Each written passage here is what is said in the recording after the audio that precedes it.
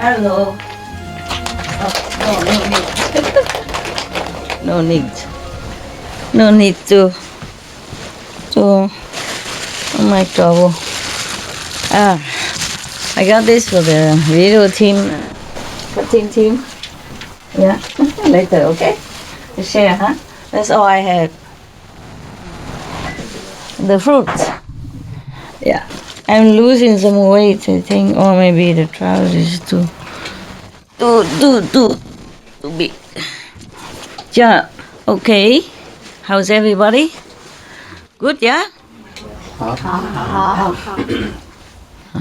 Still very little men, huh? Only woman, huh? They always say, let me go, honey. And then all the men had to stay home. Washing dishes, watching babies, and all the women come here and sit long time. Right? Huh? How come your husband let you go? Your husband don't say anything? Because always a lot of women came.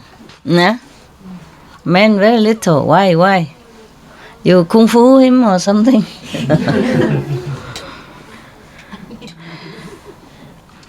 I don't have too many story anymore from this book. We have some story about some nuns and a story about somebody who making a lot of offering and has good merit. Which one you like to hear? Story of the nun? Follow the Buddha? Or the story of another offering? Nun? Good. Let's do that. I don't have monk story for you guys today. Okay. Yeah. Very good. Well, you like to hear monk story? Do you men? Huh? You men would like to hear monk story? Don't have. Sorry.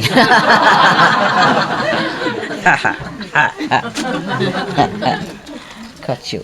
Oh, I have to have my magic. Why are you laughing at? Translate later. Translate it. Oh, not bad. Okay.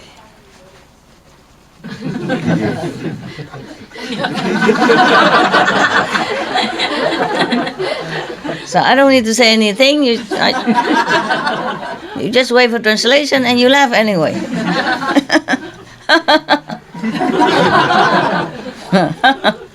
How nice. Better. Okay, very good. Yeah. This one go to behind and I asked a different kind of glass, but that's what they bought for me. I asked for some different one, yeah? The one that can open from the front and then clack. Right. And then they buy the one that open from the back and open from the front and open nowhere. No, nothing open. Okay.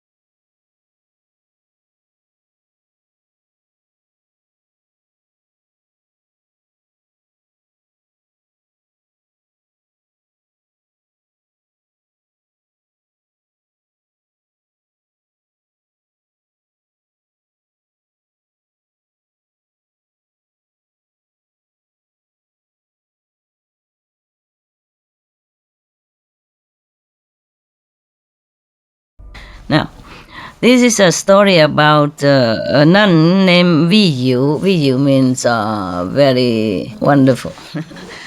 Yeah. Wonderful Bhikkshuni mean nun, wonderful nun is her name. Her name I translate as wonderful. Okay. Yeah. This is from Anand again. Yeah, we have to thank the Buddha and Anand for all this beautiful story. Thus I have heard.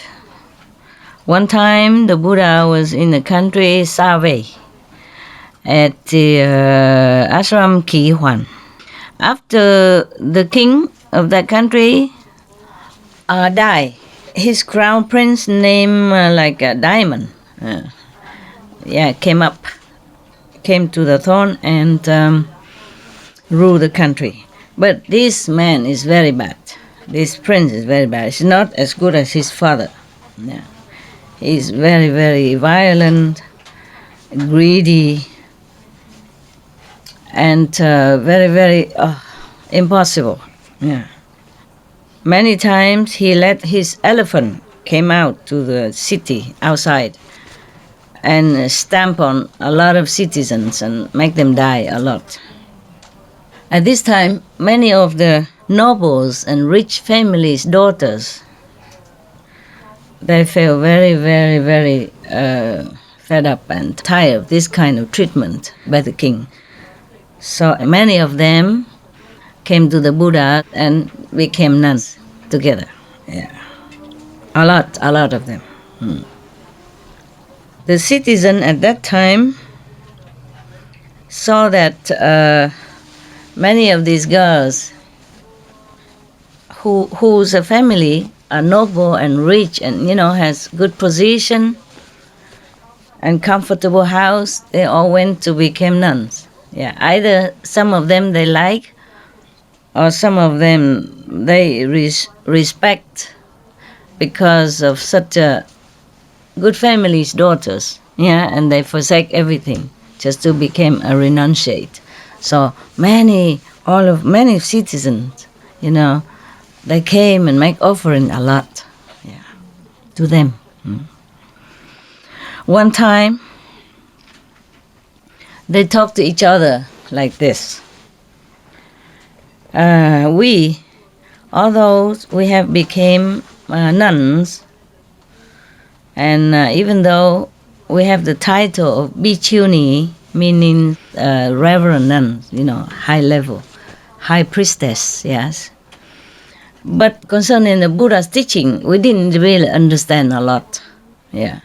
So we has not been able to drink the Buddha's ambrosia, the nectar, meaning the teaching, the highest teaching, the one that you can feel it, you can have experience with, like initiation. Perhaps they have not been initiated. So therefore, many of our karma has not been destroyed. Only initiation can destroy past karma. Only the Buddha initiate them, then they can destroy many aeons of karma. Often like that.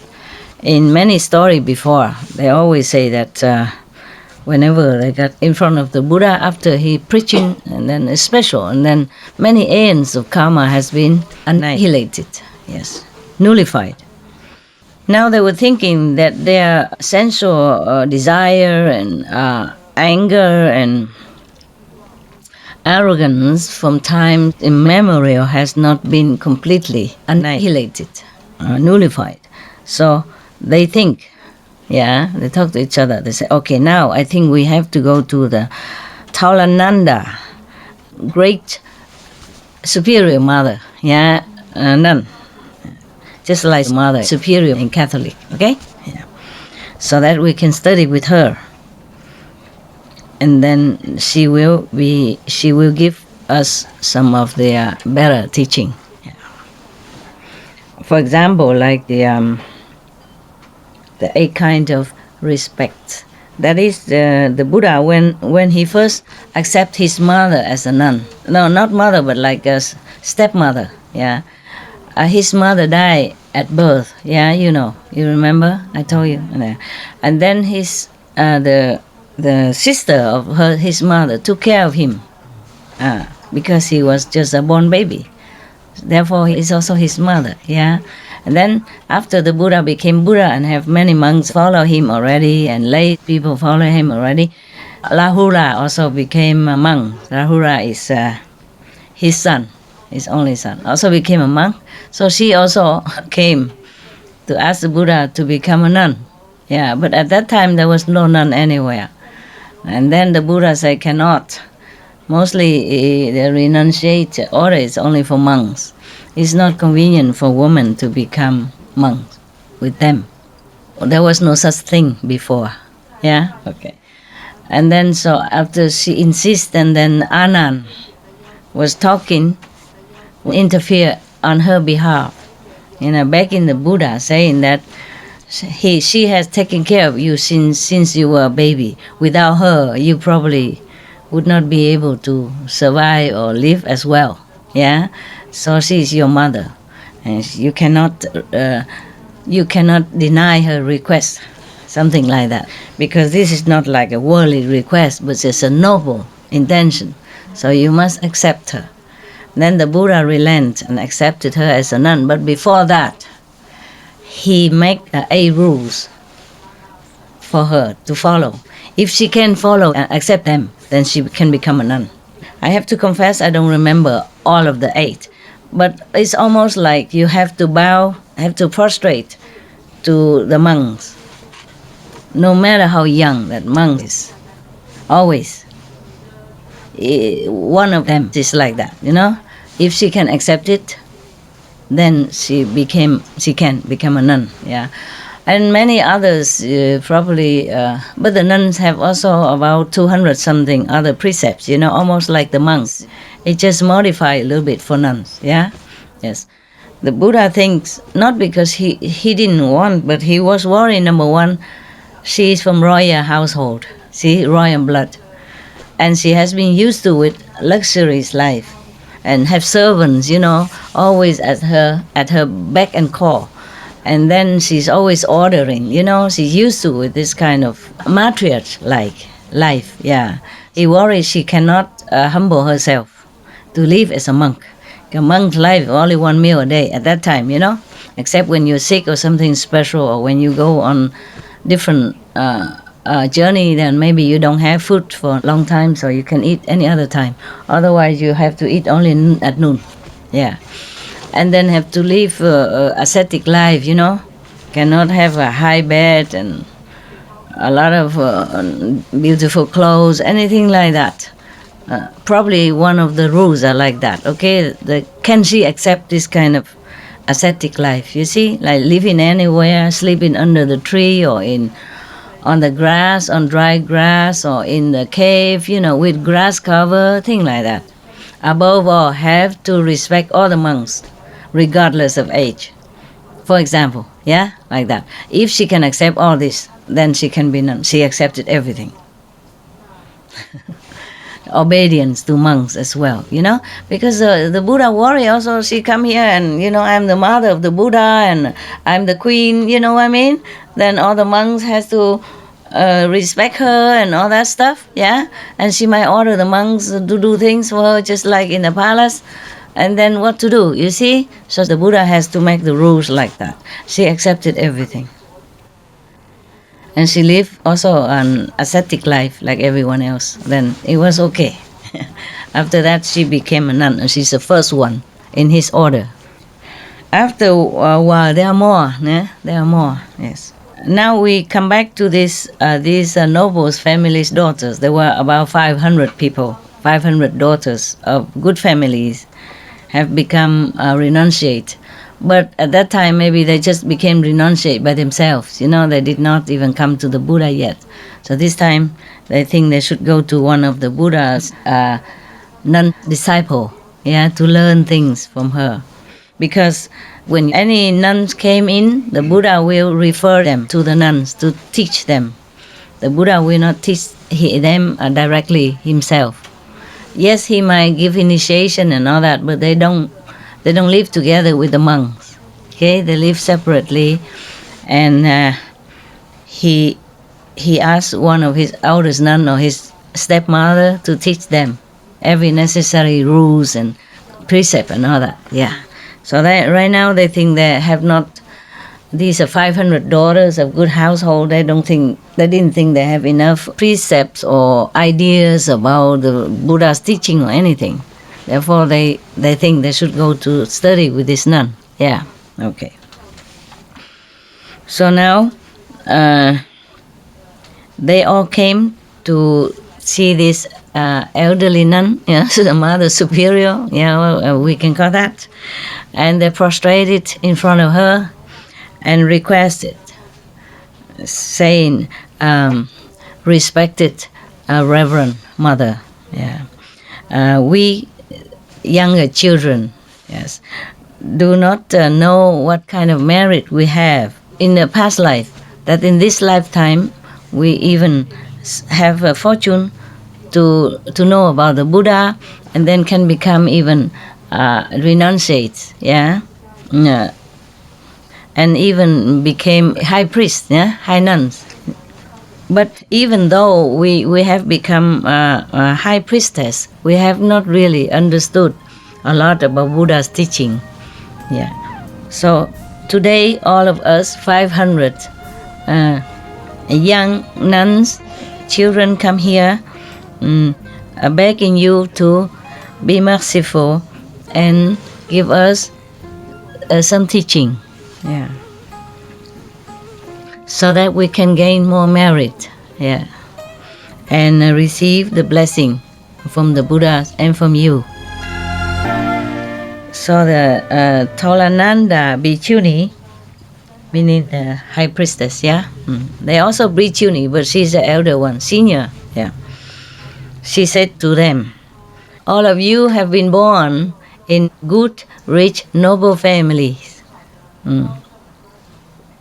Most of you came from a long line of noble lineage and richer lineage. You never lacked anything in your life, and even in such a young age, in such a beautiful age like yourself, you wanted to become nuns. Why should you do that? Why would you do that? Shouldn't. Never mind. Don't do this. It's a wasting of your youth. It's useless.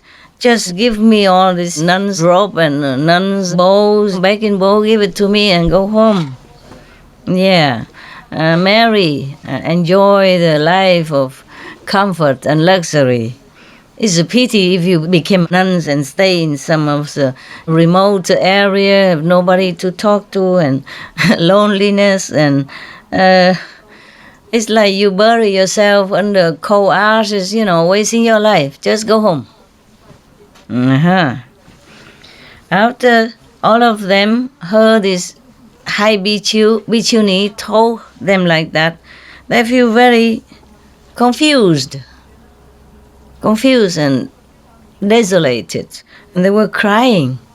And they prostrate to her and then left. And then when they went out, they talked to each other. They say, we are the ones who want to escape from these worldly bindings of, marriage and sensual love and, and family life, and to escape from ignorance, to liberate ourselves from all kind of mundane bother, mundane trouble and binding and affliction and all kind of trouble in this worldly life. And now we came to her. Not only she did not give us any good advice or any teaching, she even talked like that. Want to drag us back into the mud, where we don't want to stay, where we already feel that there's nothing for us anymore. That's why we left. Look like she wants to drag us back into the tiger's dens on the mouth of the lions, to ruin our lives, ruin our aspiration and ideal. I think this is no good.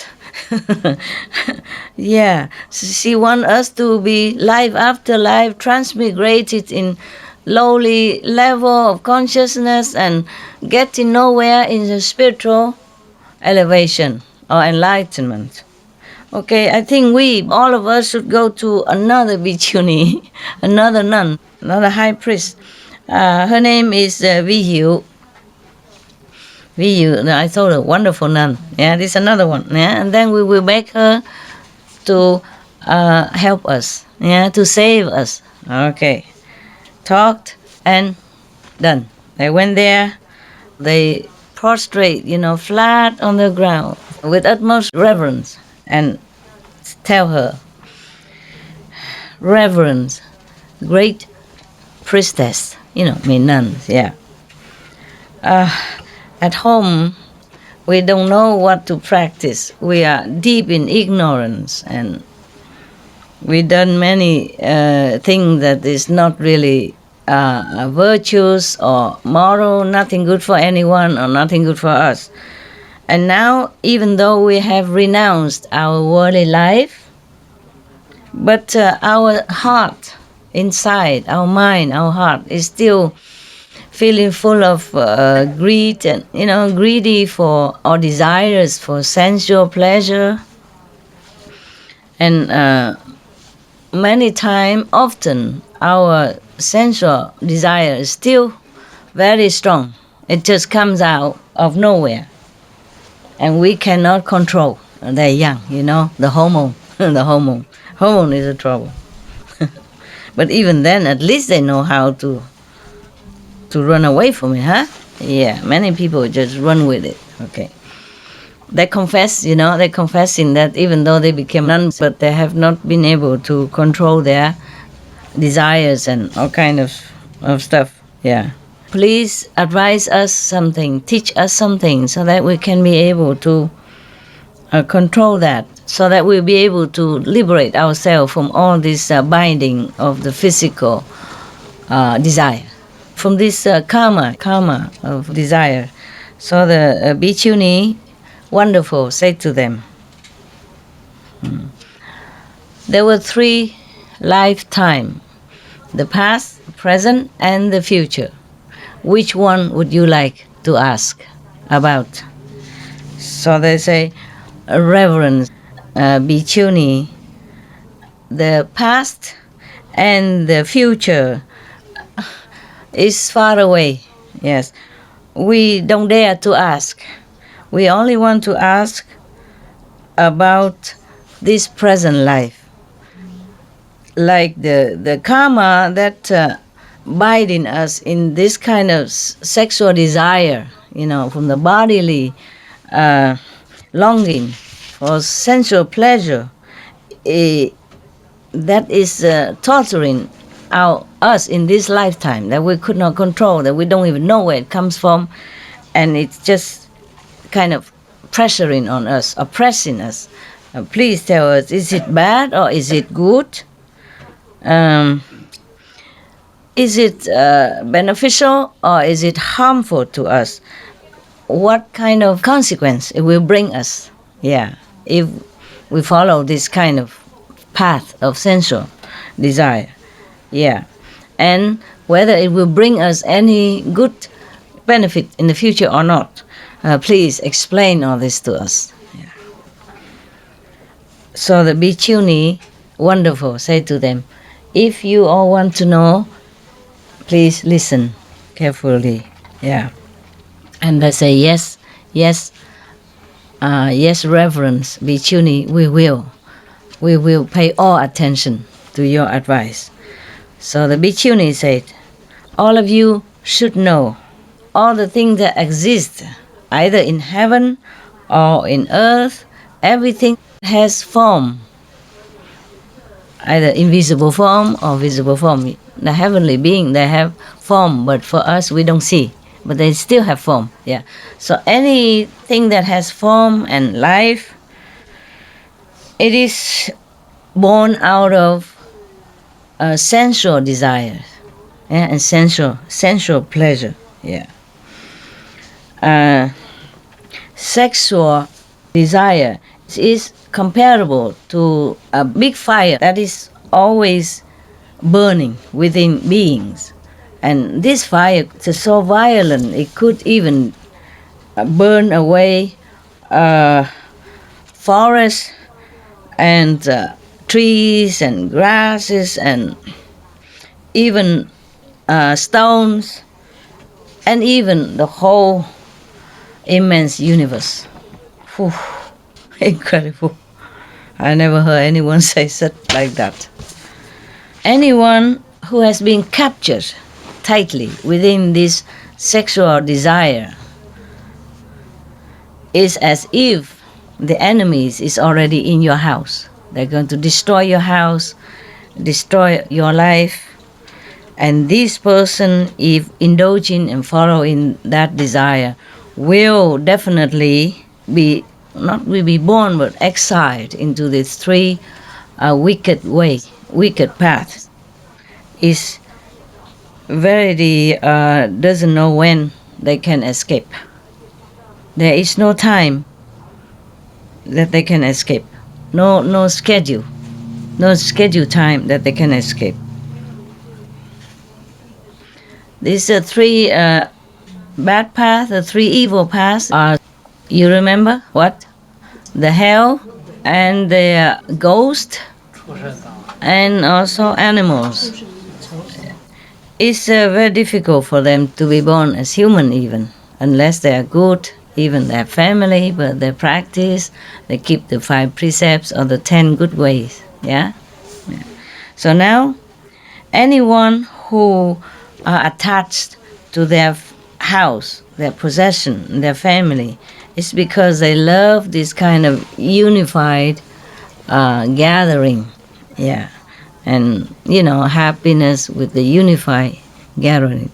And because of this, their life will be given into being born again and getting old, getting sick, and then die in this kind of circle. They will not get out of that circle. And then they will have to also suffer separation, either through life or through death. And sometimes in the middle of their love, on the peak of their love life, they have to separate because of something happened in life or something happened that they die. One of them die. All kind of very suffering, pain, mental, emotional, physical.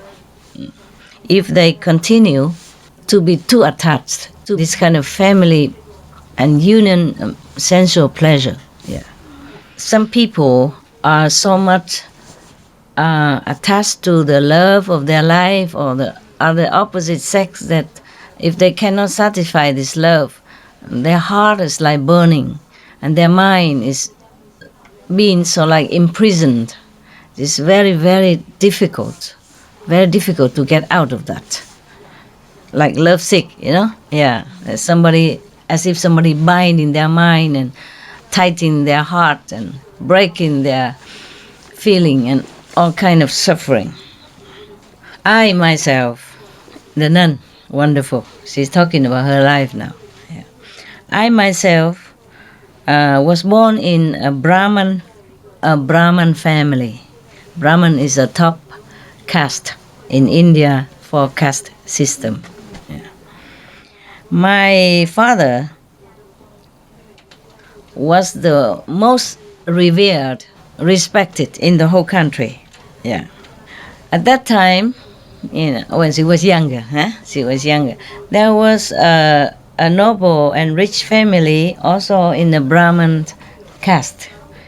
Has a very good-looking boy and also very intelligent. Because they know that I am also beautiful. She was saying like that. Yeah, I was also beautiful, and they saw me beautiful, and also from the good family, noble family, and same caste. So they came and asked for my hand for their son. Yeah.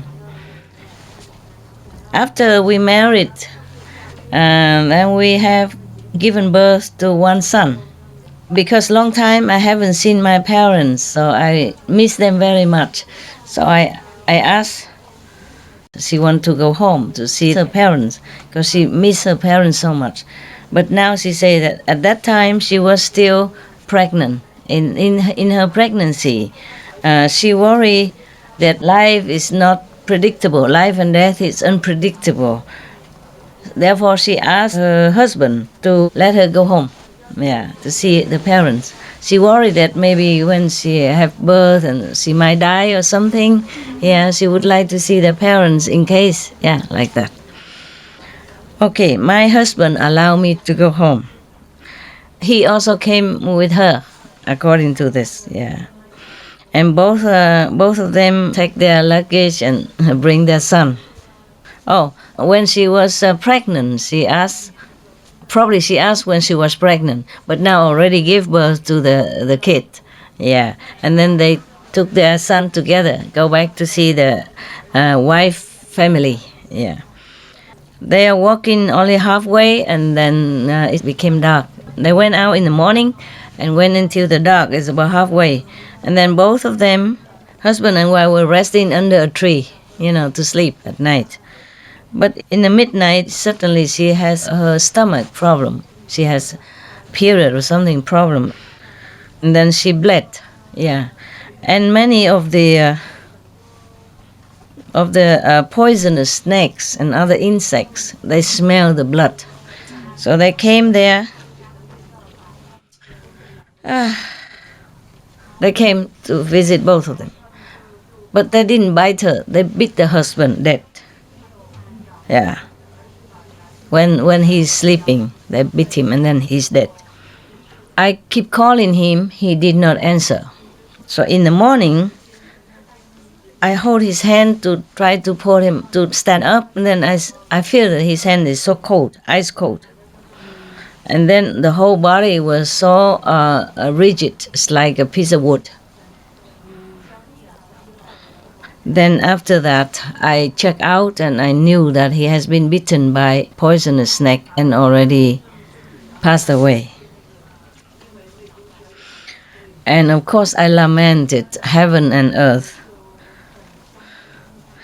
And then I collapsed, fainted for a long time. My child keep crying for me. And then slowly I regain my consciousness. And then I have to carry my boy to go further. As I enter one of the very desolated street,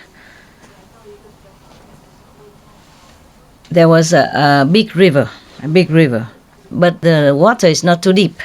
There's no boat. So, okay, now I understand. First she gave birth to one son, and then she's pregnant again. According to that now, So she has two children. So okay. So because there is no boat, so she carry one child first to the other side, so that she will come back later to get the other one. Many of the poisonous snakes and other insects, they smell the blood. So they came there.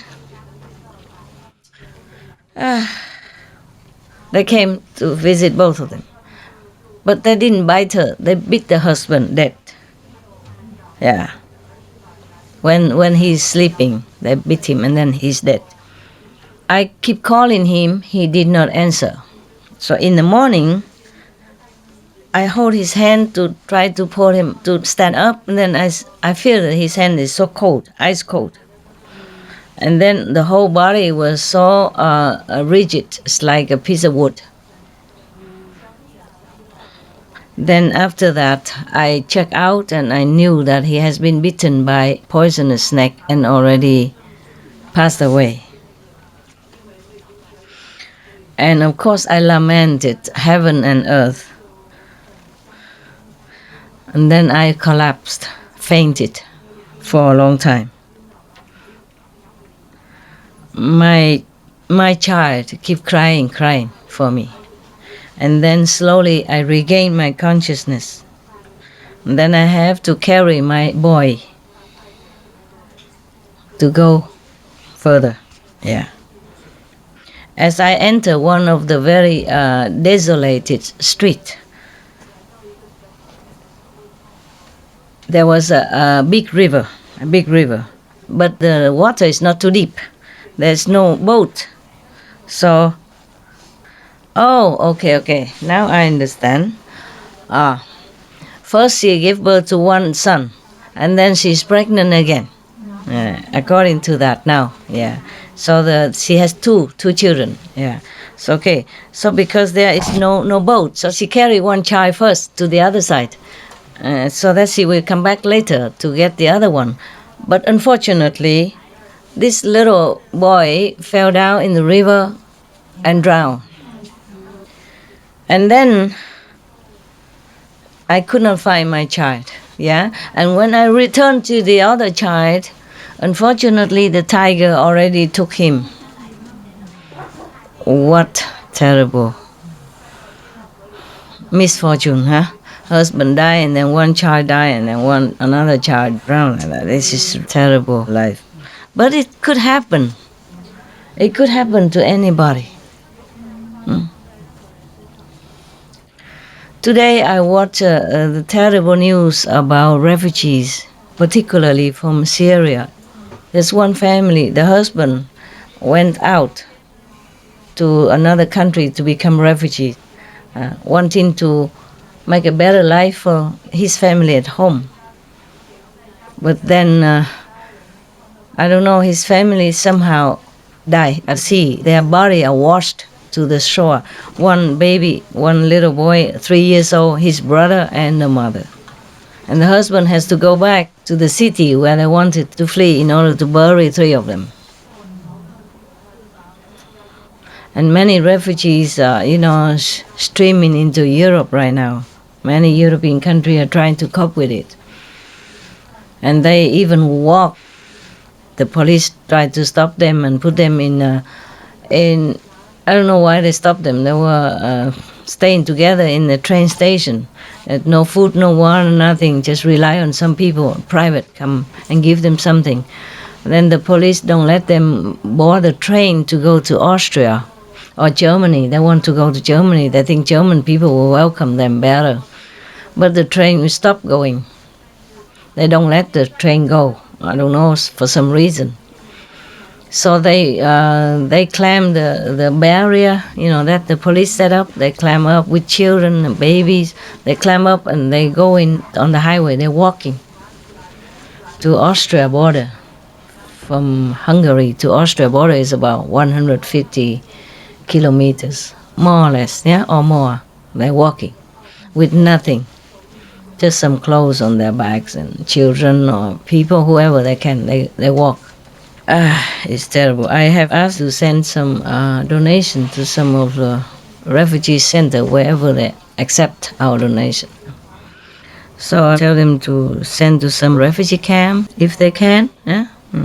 Because we cannot always go into the camp ourselves, but we can send through other organization who's already there. Sometimes some government don't allow everybody to come in the camp. Just some already stay there, and we go through them. So now, when I went to the other side, the tigers already took my other son away. I only saw some drop of blood on the ground. I was beyond suffering, beyond pain, beyond sorrow. So I fainted for a long time, collapsed on the ground. Long time, and then I woke up. I became absolutely alone, lonely and confused, and lost all kind of orientation and thinking. I'm just walking, like a body without soul. Walking. I didn't even know where I was walking, where I was going. And then, after a few miles, I met one of my father's friends. Very good friend of my father. And he asked me, "Where have you been? How come you look so tattered and dirty and, unkempt like this?" So I told him everything, the story of my misfortune. I said that yesterday I and my husband want to visit my parents. And then my husband was bitten dead by the snakes. And then this morning I lost both of the children. One is drowned in the river. The other one is been eaten by tiger. I have no way to tell you my pain. Oh, really, my God, he said. You know, the best friend of my father's. Oh, really? How pitiful. You know, yesterday your house was in a fire accident. All of your family, your parents, your siblings, they're all being burned to death. There is nothing that can be more painful for you. Nothing really can be more painful for you. He was showing all his sympathy. After I heard that, as if thunder, you know, as if the blissful thunders right next to my ears, I fainted again, collapsed on the ground for a long, long time. And then I keep lamenting and crying and lamenting and crying. Yeah. The man, feeling so sorry for me, he took me home and took care of me like his own daughter. After a while, my suffering pain gradually decreased. In that vicinity, there was a man, also from Brahman family. He saw I'm beautiful and asked somebody come to ask for my hand for him. Người mối mai là gì đó? Tiếng Anh nói gì? Hả? The matchmaker. Yeah, he asked the matchmaker, thank you, to come and ask for my hand. Okay, then I was also lonely and thinking this man also very good, from good family, and he looked good, so okay, I agree to marry. I closed my eyes and let fate decide it this time. Yeah. And I just trying to see how my fate will fare this time. Okay. And then I was pregnant. Yeah. At that time, it's labor time, the time of birth. In the middle of the night, I gave birth. Yeah. And then at that time, my husband went out after drinking and eating, or maybe playing cards somewhere, playing games somewhere, come back. And he knocking at the door. Because at that time I was in labor. I was giving birth at that time and painful. At that time the birth, just occurred. I could not get out to open the door on time. He was very angry, broke the door, came in, and beat me up non-stop. I was praying and begging to him and say, husband, dear husband, I was having pain because of labor. I want to give birth. It's not like I'm lazy or not respecting you. Please, please. She was thinking, what kind of unlucky life I have, that I have to meet this kind of violent and immoral and wicked person. Yeah. So the next morning, I left home. I went to the country called Balanai. I was sitting outside the city wall, and there was one man there, one of the son of a noble family. His wife just died. Yeah. Every day he went out to visit the wife's tomb. He saw me crying, so he came and asked me, where did you come from? Why are you sitting here alone and so sad? And then I told him everything about my life. And then he invited me into a restaurant. And then after we talked happily, compatibly together, he asked me, if now somebody wanted to want to marry you. Will you agree? Yeah, you know already. So I said to him, dear sir, I'm too tired, too fed up. It's not really the married life. It's not much happiness in it. Even a little happiness is a short-lived. And afterwards, it's only suffering and non-stop. Yeah.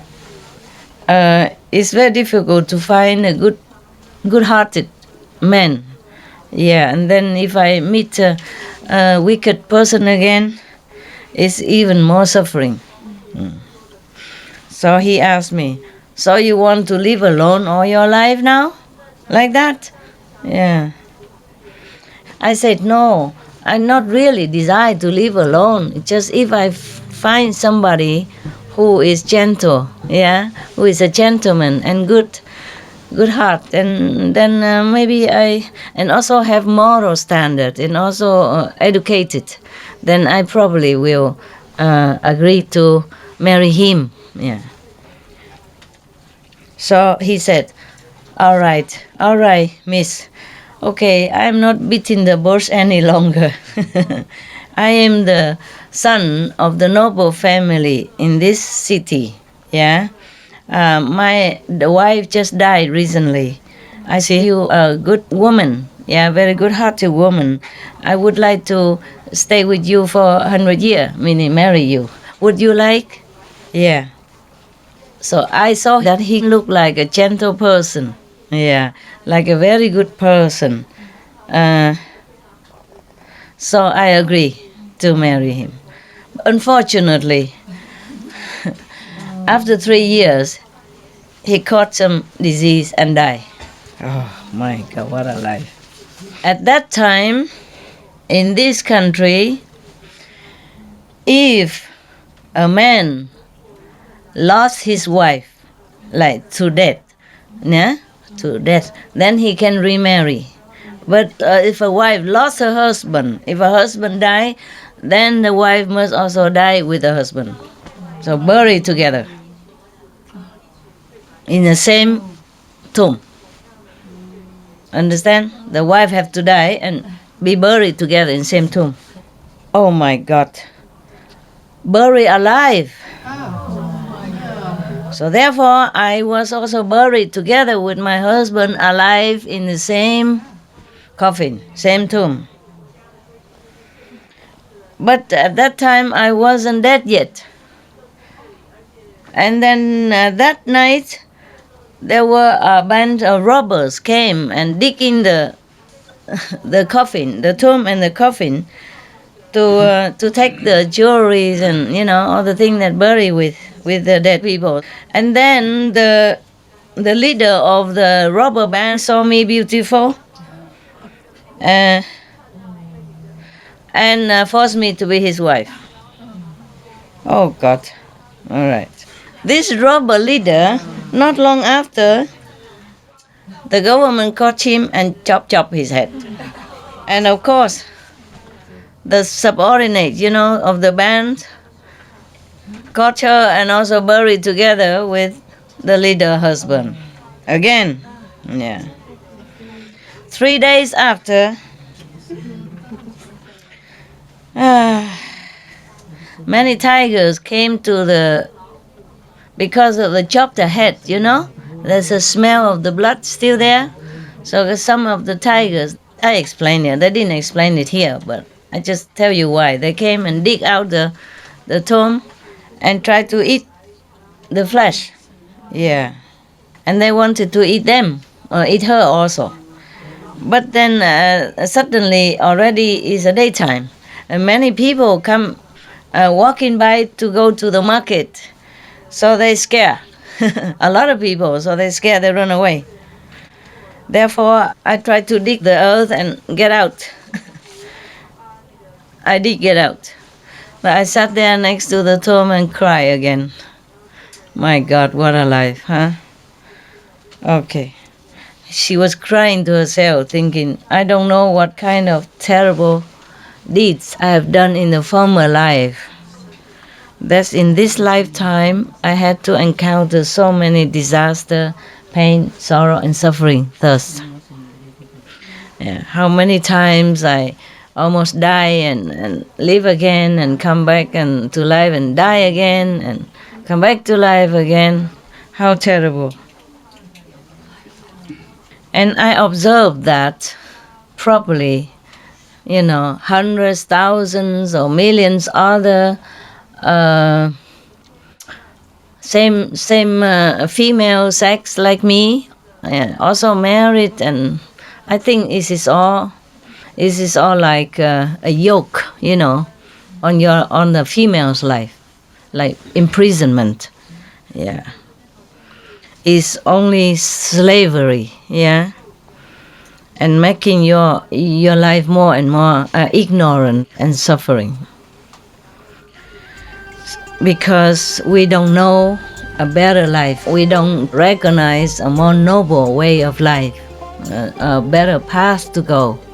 We do not know how to step up onto the true path to liberation, and the true path to know the reality, yeah, the another higher than this physical life. The following contains content not suitable for children under 18. Parental discretion is advised. Therefore, I tried to dig the earth and get out. I did get out, but I sat there next to the tomb and cried again. My God, what a life, huh? Okay. She was crying to herself, thinking, I don't know what kind of terrible deeds I have done in the former life. That's in this lifetime I had to encounter so many disasters, pain, sorrow, and suffering, thirst. Yeah. How many times I almost die and live again and come back and to life and die again and come back to life again. How terrible. And I observed that properly, hundreds, thousands, or millions other same female sex like me, also married, and I think this is all like a yoke, on the female's life, like imprisonment, yeah. Is only slavery, yeah, and making your life more and more ignorant and suffering. Because we don't know a better life, we don't recognize a more noble way of life, a better path to go. We do not know how to step up onto the true path to liberation, and the true path to know the reality, yeah, the another higher than this physical life, so that we will not be able to be free from this mundane prison. It is because of ignorance and all kind of sensual desires that make us slaves, like lead us into slavery. Yeah. And when you already realize that this terrible truth of human life, of being a housewife life, then it's too late. As if we are always being dragged again and again into this kind of traps of sensual pleasure and greed and lust for fame, and fortune and happiness, which is delusive and elusive happiness. Therefore, we have been and will be always transmigrating into this circle of life and death and suffering forever. Yeah. Now I just suddenly remember when she was crying like that. Then she suddenly remembered that one time there was a person from the family of Seka, the Buddha. Yeah. He has become a monk, renounced the world to practice the truth, and now he has already attained Buddhahood. Okay, I think now I should go to him to take refuge in Him so that I can escape suffering. So I got up, keep walking, but my body is full of pain, and my stomach is also very, very hungry and thirsty. And it's a long, long way to where the Buddha is, and it was a very dangerous way, dangerous journey for a woman alone, hungry, thirsty. But I did not mind. I was determined to go to find the Buddha, to liberate me, to help me. I keep walking and asking the way until I found myself in the forest Kihuan. Yeah. At that time, it's already dark. The night fell. But from long way, I have seen the Buddha already. I have seen him bright as a mountain of gold. Yeah. A very dignified, very majestic, but full of compassion and mercy. He is truly an extraordinary being. It's not from this world. Yes. He is definitely able to liberate heaven beings as well as human beings. So at that time, I was beyond joy. And I knelt down on the road and looking toward his direction and prayed to be liberated. And then the Buddha came to me. At that time, I was kneeling on the ground. My body has nothing to cover. I feel so ashamed. I have to try to cover myself with my hands. Yeah. The Buddha asked Anand, a reverend, to bring me a clothes to wear, a piece of clothes. And then I went to the Buddha and prostrate at his feet, and then tell him everything about my life up to now, and beg him to let me become his non-disciple. Yeah. And then the Buddha asked Anand to bring me to the nun, Great Compassionate Way, that's her name. I translate it like that, to teach me. Yeah. And then she give me the bhikkhuni, the nun's precepts, yeah, and make me become a priestess. And then she teach me the Four Noble Truths, yeah, how to escape suffering and birth and death, transmigration and all that. Yes. I was very diligent in my practice and keeping my precepts as a nun. Not very long, I truly understood, truly realized that life is truly a suffering, and the Buddha's teaching and the enlightened saint's teaching is truly a path to liberation. And then I could even understand my past lives, and I can see my future lives. And I can see what kind of bad deeds, what kind of wicked deeds I have done in the past lives, so that in this lifetime I have to bear the consequences. So some of the new nuns asked the bhikkhuni, wonderful, Reverend Mother, in the past life, what kind of sin did you commit so that in this lifetime you suffer so much? Please, can you tell us so that we can learn something? They say, yes, I will tell you. Pay attention. And they say, yes, we will. Long life ago, long time ago. At that time, many lifetime ago, long time ago in the past. At that time, there was a noble, rich family, has no children with the first wife. So he married a concubine, the second wife. Yeah. And this concubine, this wife is very beautiful. The second wife is very beautiful. So he really favored her very much. She's his favorite. Yeah. And both of them are loving each other passionately. Life is good. Love is great. Yeah. Not long ago, she gave birth to a son even. Oh, God, it's even more favorite. You must know, you should know in the old time, even now, giving birth to a son. For example, even now in China, give birth to a son means good. Give birth to a woman, no. We are still second-class citizen, okay? Because man can carry the family's tradition and business and name, you see? So that means the family name will live longer, continue. But the woman born have to be married far away from home and take the name of the husband. And whatever children born, it will be the name of the stranger over there. Understand?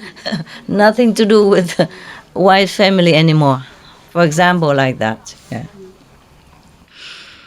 Therefore, since then, he even loved her more and more and more, you know. Anything she wants is immediately she gets. Yeah, like that. And then the first wife was thinking to herself, since I marry him, we both work very hard together, husband and wife, and sparing, you know, and saving in order to become rich like today. But now in the future, I'm sure only the second wife will have it all. Yeah. It is so useless for me. I will have nothing. Wasted all my time and my youth. Now working hard for somebody else to enjoy. Yeah. I think it's better I kill the second wife's son. She was thinking like that. So she used a very long needle. Yeah, long needle. Wait until everybody sleeps, she came and killed the baby. And of course the second wife, crying day and night, day and night, day and night. You know, non-stop. And then after a while, she was thinking, my son was not sick. Nothing wrong with him. Suddenly he died like that. I think it's the first wife killed him. And then she came and confronted the first wife and asked her, my son has done no harm to you. What sin has he done that you kill him like that? And of course the first wife said, what are you talking about? Why are you talking crazily like that? I swear, yeah, if I kill your son, then life after life, my husband will be bitten dead by snakes. And if I have children, then either they drown or the tiger will eat them. Or the wolf will eat them up. Or I myself will be buried alive. And then all my family will be burned in fire to death. Everything happened, as she said, as you knew already from the story. Okay. So, all of you should know. The first wife of that noble, rich family man, that life was me. Because I did not know about the karma and the consequences of karma. Therefore, I wickedly killed the baby son, and I swear as if nothing will happen. Therefore, in this lifetime, I had to suffer that much, as exactly as what I have wished in my terrible oath, because I didn't believe that anything could happen. So the 500 new bhikkhuni, the 500 new nuns asked her again, Reverend Mother, but what kind of good deeds have you done in the former life, so that in this lifetime you are fortunate to meet the Buddha and even attain, liberating a level of consciousness? Could you please tell us? So she said, Yes, pay attention. Long time ago. Long time ago. In the country called Balanai. Yeah. Probably this country is continuous for many lifetimes, nah? Just like, I don't know, Vietnam or French, or, it's always the same name. There's another country, this is the same country, Balanai. Always this country pop up in many stories. Yeah. Because his story probably happened in India, a lot of story happened in India. And the same earth. So that means our earth exists long time ago. And humans has exist long time, aeons ago, before us. And maybe the planet was destroyed, uninhabitable, like the Mars right now, for example, like that. Yeah. And then we revive again. Some humans survive somewhere and then regroup and rebirth and resource again. Nah? Yeah, make country again, make human again, make babies again, and life bloom again. Yeah. In that country, Balanai, there was a mountain. Yeah. Named Fairy Mountain. Yeah. Or Heaven Mountain. Yes. In that mountain and forest, there are many of Patakya Buddhas and many lesser saints and many other saintly beings, yeah, even though not Buddha, but also practice there, and saintly people, yes. At that time, there was a Pratyeka Buddha who went to the city for alms, begging for food, yes. And there was a lady from a noble family, yes, very happily making offering to this Pratyeka Buddha, yes. Because of her sincerity and happiness, truly sincere to make offer to him, he saw his real status. So he fly in the sky and demonstrate 18 of his magical power for her to see. Yeah. Because of that, she was so awed, and then she knelt down on the ground and looking up to him, prayed thus: I prostrate in front of the great reverence. Saint, please, in the future, help me to be able to attain such a spiritual level as yours right now. Yes. You all should know that noble family lady, noble and rich, family lady at that time, it was one of my incarnation. Yeah, because I was so sincere and respectfully make offering to this saintly being, and then I vow, I pray to attain a high spiritual level like he did. Therefore today I have this opportunity to meet the Buddha and attain Arhat.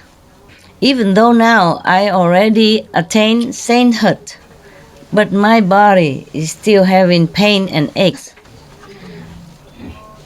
very, very frequently from my head until my toes, as if a needle has been thrust into my head from my head to my foot.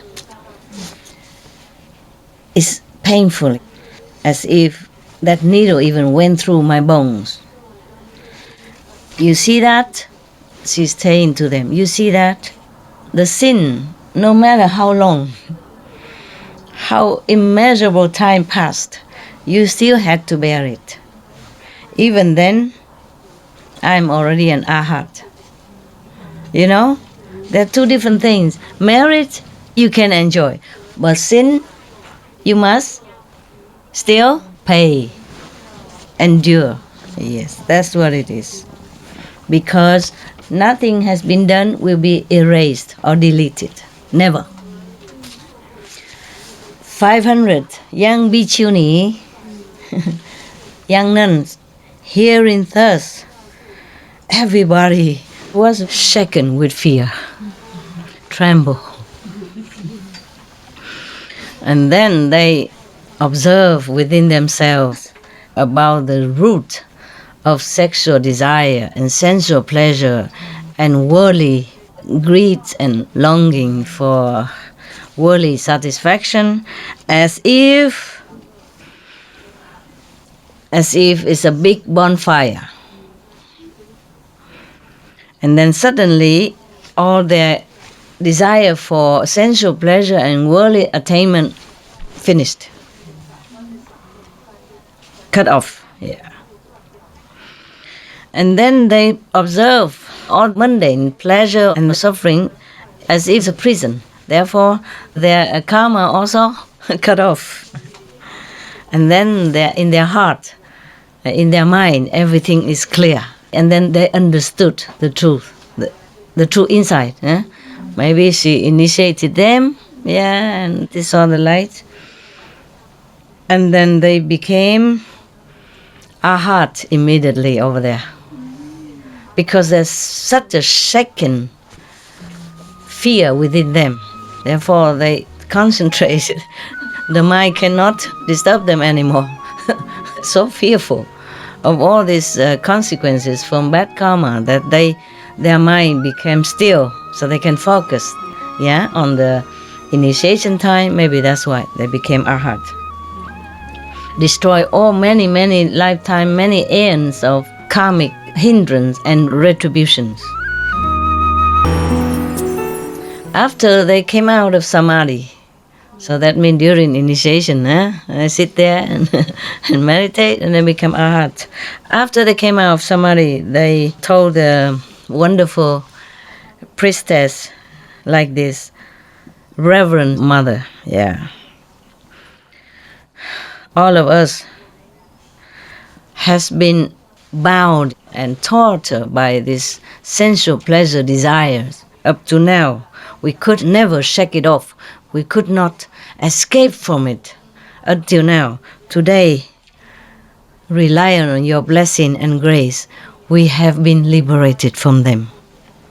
We have no way to thank you. We are so grateful, so grateful. After the Buddha knew that, the Buddha was very happy. The Buddha right now, of course he knew anyway, so he praised the wonderful nun like this. Excellent, precious. The nun, wonderful, could preach in such a way as to benefit herself and then benefit others.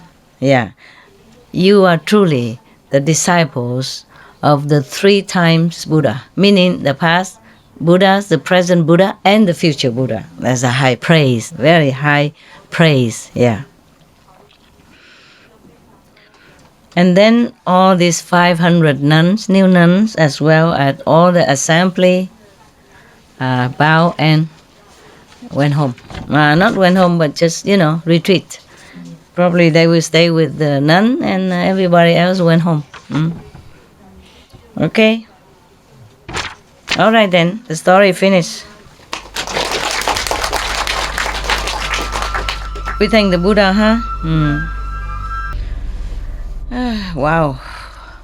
What a story, You guys okay? Shaking with fear or not? Yes, in the heart, Feel shaky, Who wouldn't, Even many aeons passed, many lifetime passed already. Just one time, kill one baby. Became arhat already. All repentant, remorse. Suffer so much already. Still had to bear that consequence. Nothing we can escape free. Therefore, really, karma really exists. Yes. Even become arhat. Some karma will be destroyed, but some will remain, so that you can continue live on. For example, we make many bad things. We did many sins in many uncountable lifetimes.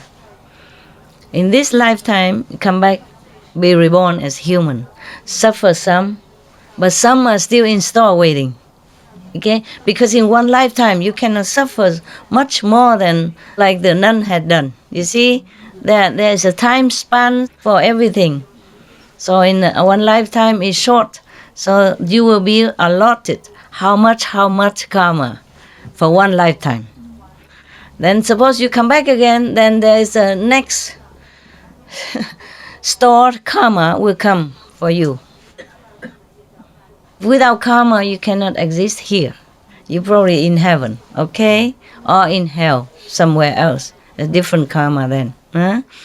Therefore, the nun, luckily she came and took refuge in the Buddha, and she became Arhat. And at the time that the Buddha accepted her and initiated her, he will destroy all the stored karma. Understand? So that she will not be born again to suffer any. Yeah. But even then, the fixed karma for this lifetime, she has to bear, even after become Arhat already, because that's her fixed karma. Without this karma, she cannot live here. All of us, same, okay? Yeah. Except the master, who has to borrow karma from everybody. Not borrow, but have to bear everybody else's bad karma. Therefore, the master will not suffer any karma, because all done, you know? The Buddha already had no more karma. Yeah, but he still had to suffer here and there because of bad karma of disciple. Yeah, all right. Okay then, huh? Good. Yeah. I don't know what kind of karma that I have. My knees are painful. Yeah, it's old age karma. Okay. Get up, go walking. All right, huh? Any question concerning story, karma, merit, good deed, bad deed? No? We are going to cover the balcony. Yeah, I told them to cover, so at night you're warmer. Is it very cold at night? If you have no question, I have question. You cold? No. At night? Not yet? Well, thank God the weather is still good, huh? But you feel pain or anything because of coldness? Nothing? Yes? No? Okay. It's good. It's good. It's good. But I think it's going to be colder soon. Yes. And at night it might change temperature quickly or rain or something. So we're going to cover the balcony quickly. Yeah? So the wind don't blow into where you sit.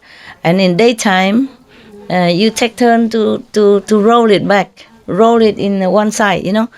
The balcony is like this. Yeah, we cover it all. If we can do it tonight, if not tomorrow. And in the morning, you just bind it easy to take. Not difficult. You bind it easy, not just like this, you know? Yeah. So when you want to take it, just like that. Okay? Okay.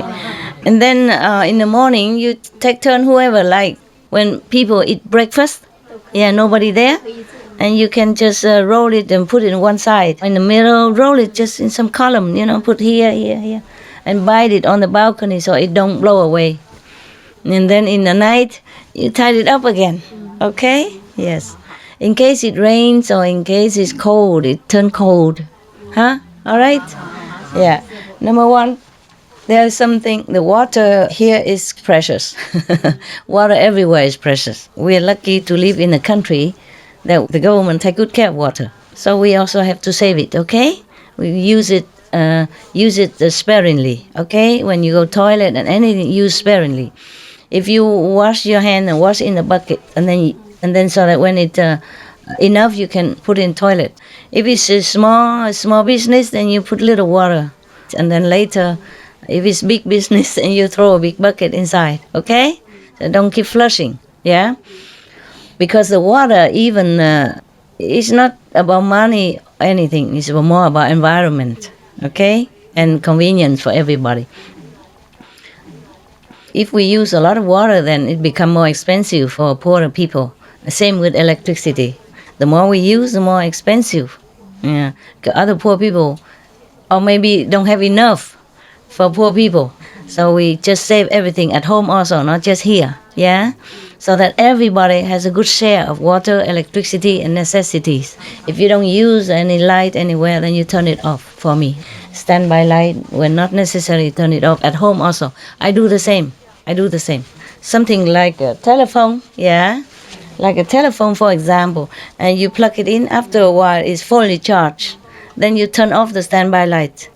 Television also, because like a television, it has standby light. So if you have a standby light, you turn it off. So the standby light don't light up the whole night.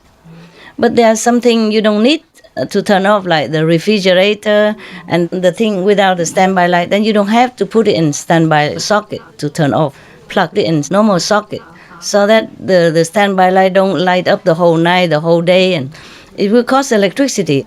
Because if you turn off the whole standby in the house, you save at least 10% of the bill. Okay? And also the water, there is filtered water in near the kitchen. There's a big machine there. You use it, okay? You ask where it is to use, okay? You don't just drink straight from the tap. Even though the water in here is very good. But just to be sure, okay? Drink filtered water or drink the cooked tea. Filter water and cook tea, okay? If you want to drink water, just cook the water. There are some kettle there for you to boil the water to cook, okay? And you just boil enough for use only, okay? And other people will also boil the same. Otherwise, they come, they don't know that you boil water already. They think it's not boiled, so they boil again. The next person boil again and again. We have to use the pump. Different pumps to pump water from the city here. So we have to pump the water here. And a lot of people use every day, all the time. So the pump go kaput so quickly. Like these 2-3 days, we have to keep repairing it. Oh, and now buy new one. But even then, a new one, we also need to take care. So don't have to waste a lot of water. Because the more we use water, the more the pump has to work. The more the pump has to work, the more we have to repair or renew the pump. Even we put in a new pump, have to take care. We can do it. We can buy the pumps forever. But the more we save, the better the pump will work longer. The pump will work longer. Your brother and sister who take care of the water and electricity doesn't have to work harder. They came here to meditate. So the less they work, the more they can meditate. Do you understand the consequence of everything, the karma, yeah? In this lifetime, yes? Okay? So have mercy on your brothers who take care of water. Use sparingly. Save as much water as you can. I'm not restricting you. I'm just talking logic, okay? All right? Yeah. They're very good, efficient. They're willing to work. But we must save it so they don't have to work too hard. So they have more time to meditate and enjoy their retreat like everybody else. Do you understand now? Yes. It's not just about money. Time is about everything, okay? Yeah, we must know that. And at home also consider that, okay?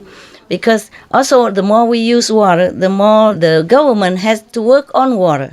Because the water don't come straight to us from the river or lake. They have to treat the water with some chemical, okay? Have to have people to take care of water, protect the water, test the water every day for us, and use machine and all that to pump water in all directions. So if we use less, then they have to take care less, and they use less chemical, less treatment. So everything connected with each other. Even if we can afford it. I can afford it. It's just we must be careful about how we use everything on this planet. Yeah?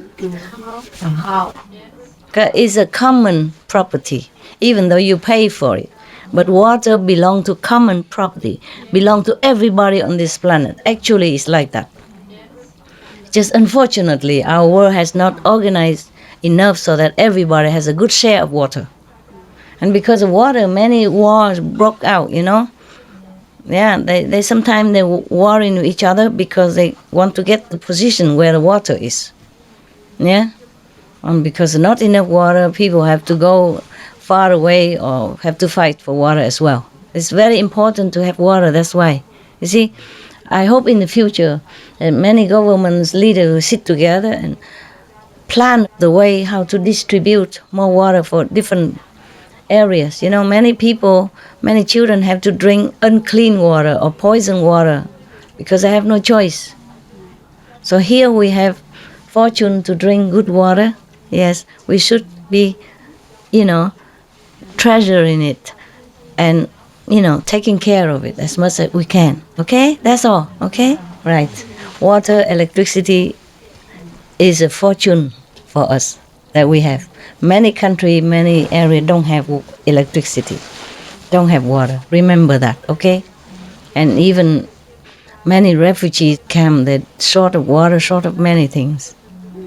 We are very fortunate. So we try to treasure and take care, okay, huh?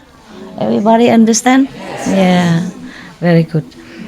And you wash your hand in the sink, even you have the sink, but you put a bucket, small bucket, and so your water will come into the bucket. And then you bring it and put it into the big bucket, or in the toilet bucket, and put the empty bucket back under the sink faucet, so that when whatever you wash, it go in there, and then we use it for different thing, okay? The toilet or everything, yes. Especially summer, water sometimes is more shortage than usual. And nowadays, many glaciers has melted. So the water is getting more and more precious all the time because of climate change as well. Understand, yeah? Yes. Okay. All right then. I wish you a good meditation night and a good rest. Yeah? Okay? I also will come in and out, meditate with you, and then I have to come out, take care of other business and take care of my dogs. They're my family. I'm responsible for them. Now they're older and not well, I have to take care also. But luckily I have some people also take care of the dogs. Otherwise I have no time to sit here with you. They're older, they need medicaments, they need feeding, they need taking care, go in and out, and all that, cleaning. And so I'm also grateful that somebody taking care, okay? Yes, but even then I have other work to do, many work. So I come in and now I cannot sit with you all day, okay? I come sit whenever I can. I sit most of the time with you, many times, right? I come in and I sit, and then after a while I had to go do something. So you enjoy, okay? I saw many of you enjoy. Really was in samadhi. I was happy for you. And if somebody come around and touch your head, it could be me only. Nobody else dare do it. So don't try to beat me or hit me or kick me, okay? I'm fragile, all right?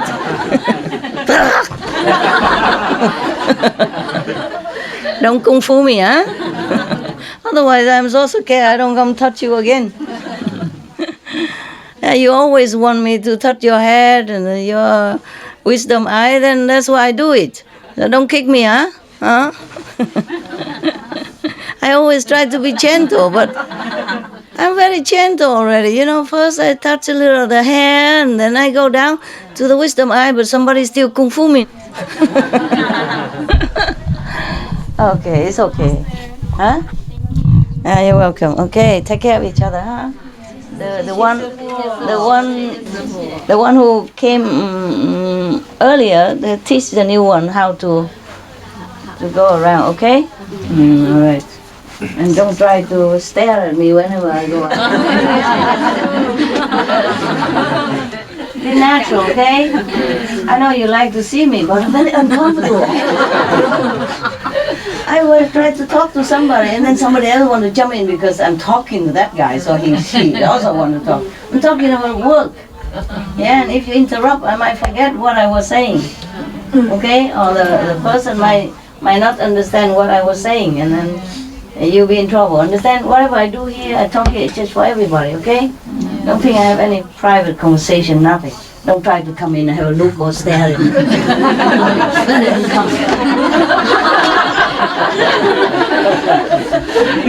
Understand? Yeah. If I'm talking to somebody, don't try to jump in so he can talk to master. I also can. I want to talk to master now. Don't be like that, okay? You all very big already. Big, older. Some older than me, some less older. You're not children anymore.